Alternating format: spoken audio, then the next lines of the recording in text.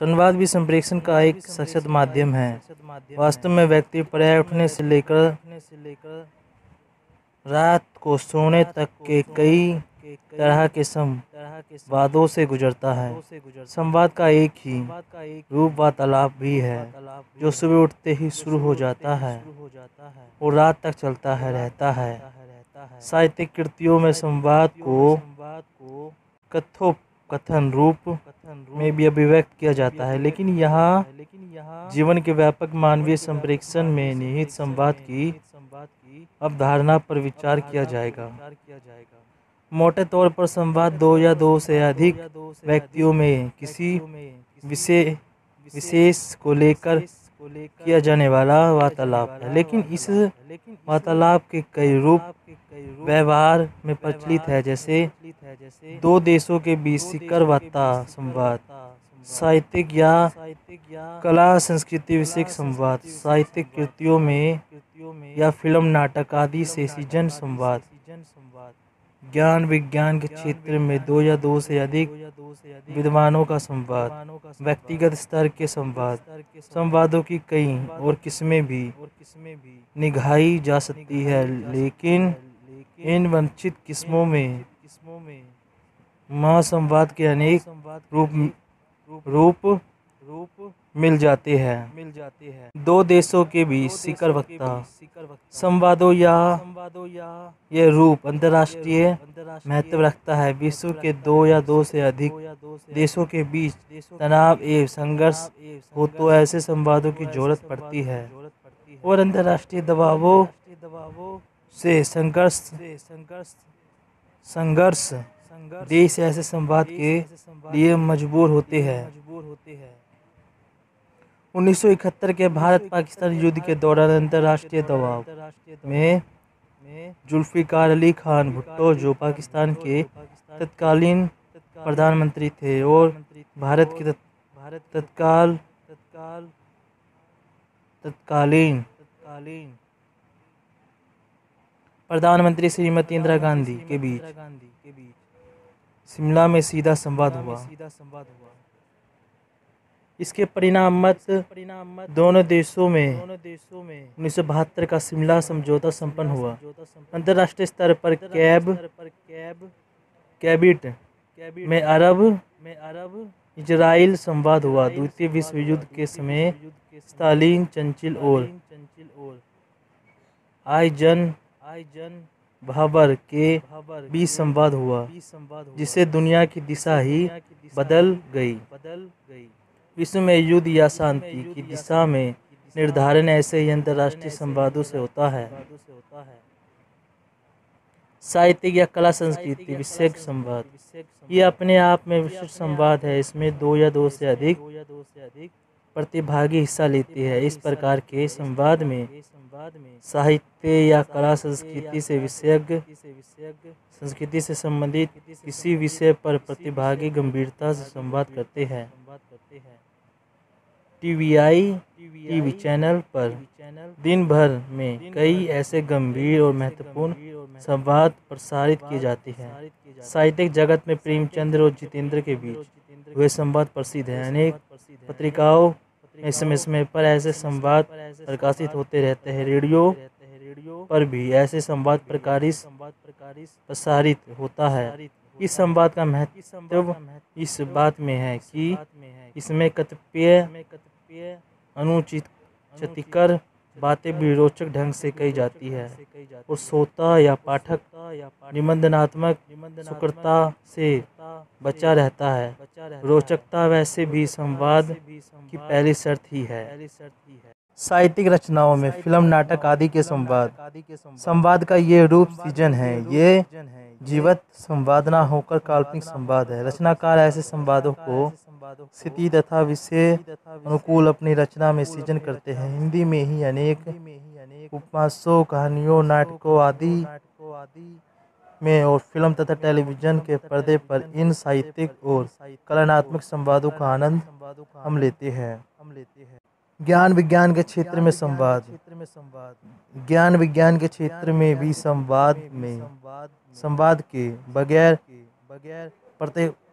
प्रगति संभव नहीं है। इन क्षेत्रों के अधिकारी, विद्वान और शोधकर्ता अपने उपलब्ध ज्ञान को तख्त की कसौटी पर रखने के लिए साथी विद्वानों से संवाद करते हैं। यह संवाद जन सामान्य के सामान्य भी होता है तथा निजी स्तर पर टेलीविजन, रेडियो आदि का भी इनका प्रसारण होता है और ज्ञान विज्ञान की प्रतिनिष्ठ पत्रिकाओं में ऐसे संवाद प्रकाशित भी होते हैं।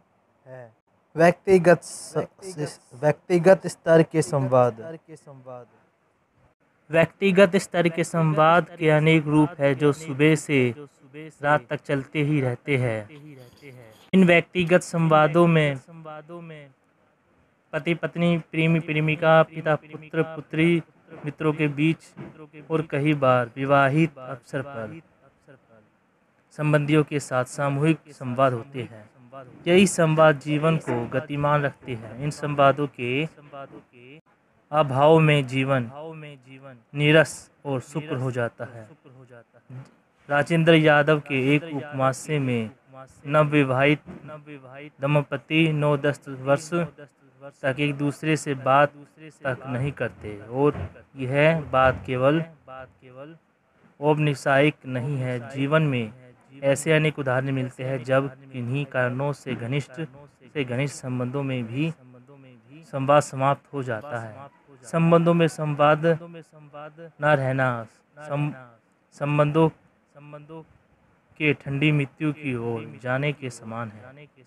संवाद के प्रतिभागियों में ये प्रतिभा होनी चाहिए कि वह किसी भी स्तर का संवाद हो, उसमें रोचकता बनाए रखने, तभी संवाद के चलते रहने की संभावना रहती है। यदि संवादों में रोचकता ना हो तो संवाद बहुत कम समय में समाप्त हो जाता है। कई बार तो फिल्मों नाटकों में अपने संवादों की विशिष्टता के कारण ही कुछ अभिनेता अपनी विशिष्ट पहचान स्थापित कर लेते हैं। हिंदी फिल्म में पृथ्वीराज कपूर और राज कपूर, अब दोनों स्वर्गीय अमिताभ बच्चन अपने संवादों की विशिष्ट शैली के लिए विख्यात रहे हैं। कुल मिलाकर संवाद मानव जीवन में संप्रेषण का एक जरूरी माध्यम है।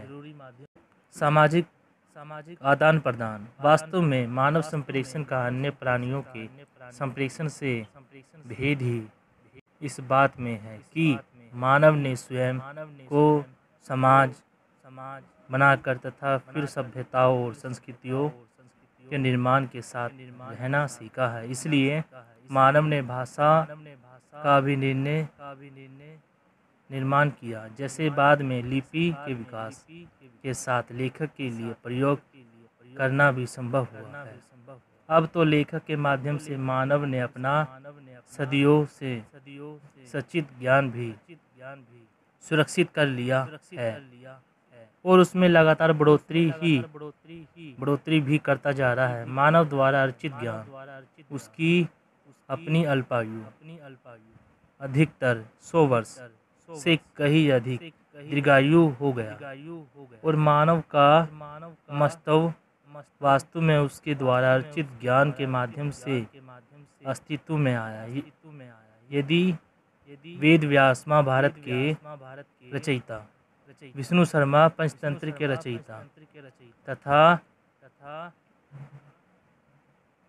विश्व के भी अन्य अनेक महान लेखक आज भी मानव समाज की स्मृति के जीवित है, तो उनके लिए इस सच्चित ज्ञान में ही उनके नाम का अमरत्व सुरक्षित हुआ है।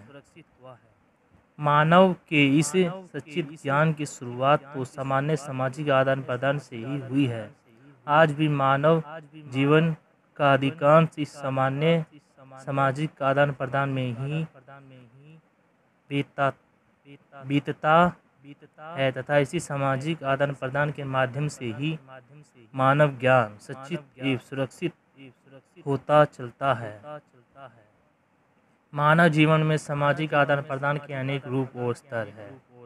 प्रायः उठने से लेकर रात को सोने तक उसका यह आदान प्रदान अविरत रूप से जारी रहता है।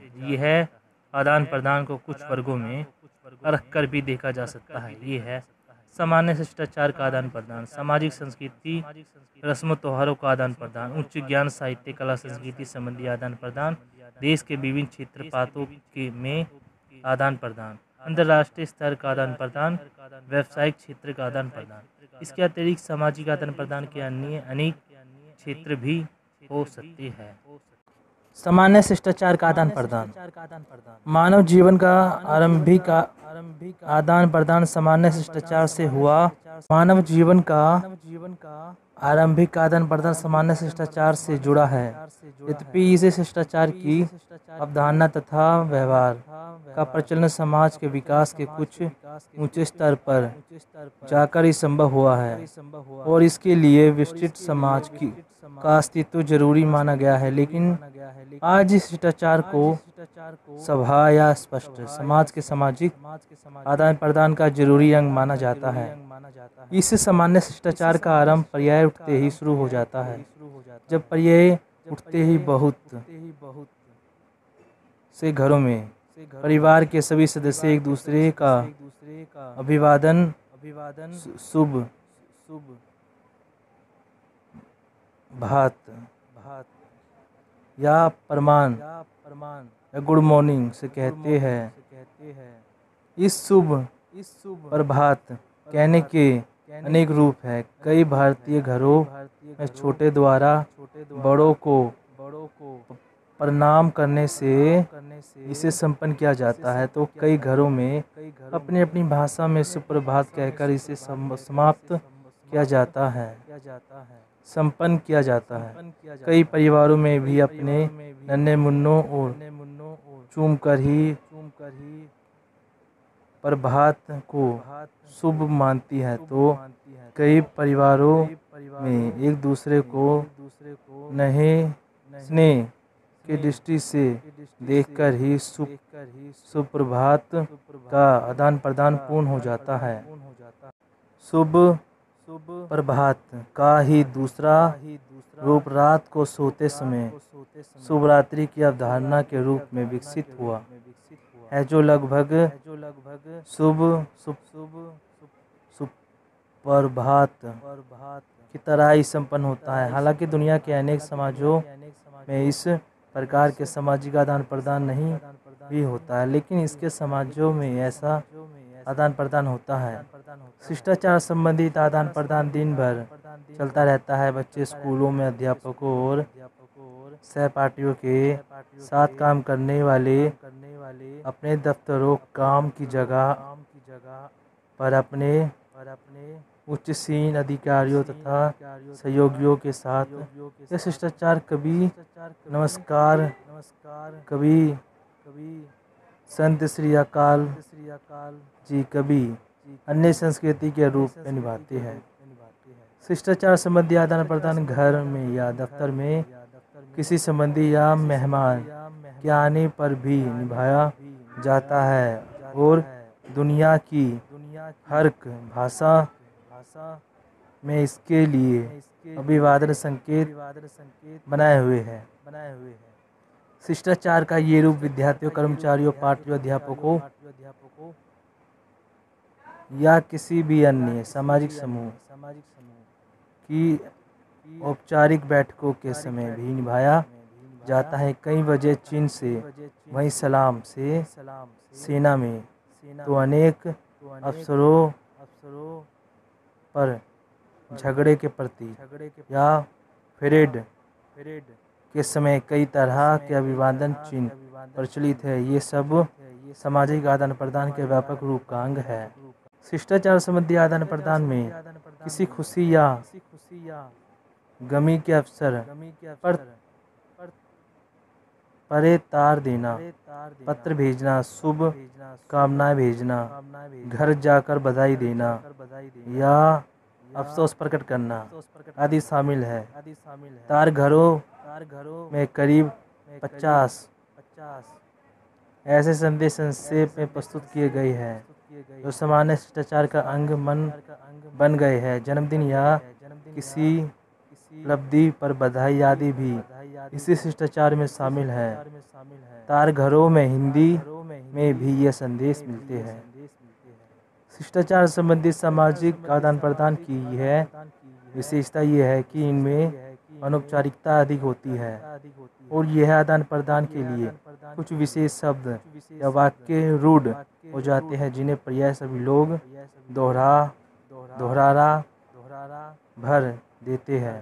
जैसे हिंदी में सुप्रभात, शुभरात्रि, नमस्कार, नमस्ते, प्रणाम, बधाई, मुबारकबाद, शोक, संवेदना आदि। सामाजिक संस्कृति, रस्म त्योहारों का आदान प्रदान। सामाजिक जीवन में वर्ष भर में ऐसे अनेक अवसर आते हैं जब लोग एक दूसरे को अभिवादन करते हैं या स्वयं उन रस्म त्योहारों में हिस्सा लेते हैं जो सामूहिक रूप से बनाई जाती है। जन्म संबंधी, विवाह संबंधी ऐसे देहावसान संबंधित 3 प्रमुख रस्में मानव समाज में निभाई जाती है। इन अवसरों पर डाक द्वारा बधाई, शोक के अतिरिक्त लोग इकट्ठे होकर भी इन रस्मों को सामूहिक रूप को पूरा करते हैं। जैसे जन्म के अवसर पर कुछ धार्मिक रस्म, कुछ गीत गाने संबंधी सामाजिक रस्में, विवाह के अवसर पर अनेक रस्में, गीत गाना, मेहंदी लगाना इत्यादि सामूहिक रूप से संपन्न होती है। ऐसे ही मृत्यु हो जाने पर देह संस्कार या दफन आदि रस्में सामूहिक रूप से निभाई जाती है। बाद में शोक सभा, जो कई बार धार्मिक रीति रिवाज से संपन्न होती है, वे भी लोग सामूहिक रूप से हिस्सा लेते हैं। अनेक अतिरिक्त होली, दिवाली, ईद, गुरु पर्व, क्रिसमस आदि अनेक ऐसे त्योहार हैं जिन्हें सामूहिक रूप में मनाकर सामाजिक आदान प्रदान संपन्न होता है और इन सभी त्योहारों के लिए हिंदी के पास समृद्ध शब्दावली है जिसका प्रयोग इन अवसरों पर आदान प्रदान के लिए किया जाता है। उच्च ज्ञान, कला, संस्कृति संबंधी आदान प्रदान कसौटी या रचनाओं के सामूहिक पाठ आदि के रूप में संपन्न होते हैं। कई बार 2 या 2 से अधिक व्यक्ति ऐसे महत्वपूर्ण विषयों को लेकर आदान प्रदान करते हैं। क्षेत्र प्रांतों के बीच आदान प्रदान। भारत के संदर्भ में ऐसे आदान प्रदान हिंदी भाषा के माध्यम से अधिक संपन्न होते हैं। प्रांतों का परस्पर संस्कृति, शैक्षिक तथा प्रशासनिक आदान प्रदान चलता रहता है। भारत जैसे बहुभाषी देश में हिंदी के संपर्क भाषा होने के कारण ये आदान प्रदान हिंदी भाषा के माध्यम से भी संपन्न किया जाता है। संयुक्त राष्ट्र संघ आदि स्थानों पर हिंदी भी अंतर्राष्ट्रीय आदान प्रदान का माध्यम बनती है। हालांकि यह आदान प्रदान अनुवाद के माध्यम से भी संपन्न होता है। फिलहाल अंग्रेजी अंतर्राष्ट्रीय आदान प्रदान का माध्यम है। इस प्रकार अंतर्राष्ट्रीय स्तर भी आदान प्रदान चलता है। व्यावसायिक क्षेत्रों में आदान प्रदान, व्यापार, कृषि, प्रौद्योगिकी, प्रशासन ऐसे अनेक क्षेत्र हैं जिसमें बहुविध रूप से सामाजिक आदान प्रदान होता है। आजकल तो शेयर बाजार के आदान प्रदान की बड़ी जगह बन गए हैं। मुंबई या दिल्ली आदि शहरों में हजारों आवाजें शेयर बाजार में हो हल्ला मचा रही है। जो आदान प्रदान होता है, इन सभी क्षेत्रों में आदान प्रदान के लिए विस्तृत शब्दावली हिंदी में विकसित हो चुकी है और साथ ही साथ विकसित हो भी रही है, जैसे तेजड़िया, मंदिड़िया आदि। इस प्रकार हम देखते हैं कि सामाजिक आदान प्रदान मानव जीवन का सबसे जरूरी, सबसे सामान्य और सबसे सहज अंग है, जो वह कई बार बिना जाने भी यांत्रिक रूप से करता रहता है। इसके सामाजिक संस्कारों ऐसे बने हुए हैं कि वह इसके लिए यंत्र चलित ढंग से कार्य करता है। वास्तव में भाषा का सबसे अधिक विकास सामाजिक आदान प्रदान के विभिन्न रूपों के माध्यम से ही होता है और हिंदी के क्षेत्र में भी काफ़ी विकसित भाषा है। उसके पास हर प्रकार के सामाजिक आदान प्रदान के लिए शब्दावली तथा वाक्य विन्यास उपलब्ध है। सारांश, इस इकाई में आपके लिए संप्रेषण के विधिक रूप का परिचय प्रस्तुत किया गया। भाषा तो संप्रेषण का माध्यम ही है। अंत अनेक अन्य प्रसंगों में एवं इकाइयों में भाषा पर चर्चा की गई है। इसलिए यहाँ भाषा का विचार न करके संप्रेषण के विविध रूपों के अंतर्गत शस्त्राकार संवाद तथा सामाजिक आदान प्रदान की अवधारणाओं व उनके व्यवहारिक रूपों पर विचार किया गया है। वास्तव में संप्रेषण के भी सभी एक दूसरे से संबंध है। व्यापक रूप में यह सभी रूप सामाजिक आदान प्रदान के ही विभिन्न प्रकार है, लेकिन शस्त्राकार एवं संवाद दोनों में कुछ विधिगत विशिष्टताएं विकसित हो गई है, जबकि सामाजिक आदान प्रदान इतना व्यापक है कि इसके अनेक रूप अभी रूढ़िगत विधा का रूप नहीं ले पाए हैं और ना ही शायद इसकी जरूरत भी है। आप संप्रेषण के व्यापक और सीमित रूपों से इस इकाई में प्रचलित हुए हैं। दोस्तों चैप्टर खत्म हुआ। वीडियो अच्छी लगे तो वीडियो को लाइक करें, चैनल सब्सक्राइब करें। थैंक यू दोस्तों।